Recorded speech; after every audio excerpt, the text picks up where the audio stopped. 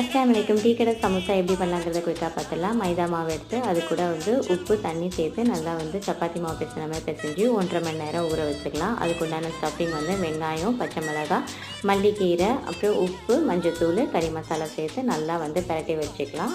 சப்பாத்திக்கு மாவு திரட்டுற மாதிரி நல்லா மெலிசாக திரட்டிட்டு 4 பக்கமும் கார்னரை ஈக்குவலாக கட் பண்ணி எடுத்துக்கோங்க. அப்போ தான் சமோசா நம்ம ஃபோல்டு பண்ணும்போது ஈஸியாக இருக்கும். வேணுங்கிற அகலத்துக்கு நீங்கள் கட் பண்ணி எடுத்துக்கோங்க. இப்போ இதை தவாவில் 30 செகண்ட் 2 பக்கமும் திருப்பி எடுத்துக்கணும். ஒரு மைதாவை கொஞ்சோண்டு தண்ணியை ஊற்றி கொஞ்சம் திக் பேஸ்ட்டாக நம்ம எடுத்து வச்சுக்கலாம். இப்போ இந்த மாதிரி கார்னரை மடக்கிட்டு அதில் ஸ்டஃபிங் கொஞ்சமாக வச்சுட்டு இப்போ அந்த பேஸ்ட்டை தடவி இப்படி அப்ளை பண்ணி அழுத்தம் கொடுத்து நம்ம மடிச்சிக்கணும். இதே மாதிரி எல்லா சமோசாவும் ரெடி பண்ணிவிட்டு நல்லா எண்ணெய் ஹீட் ஆனதுக்கப்புறம் நல்லா பொரிச்சு எடுத்தோம்னா சூப்பரான கடையில் இருக்கிற சமோசா மாதிரியே நல்ல வீடே மணக்கும். கண்டிப்பாக நீங்களும் ட்ரை பண்ணி பாருங்கள். நம்ம சேனலை சப்ஸ்கிரைப் பண்ணிவிடுங்க. தேங்க்யூ.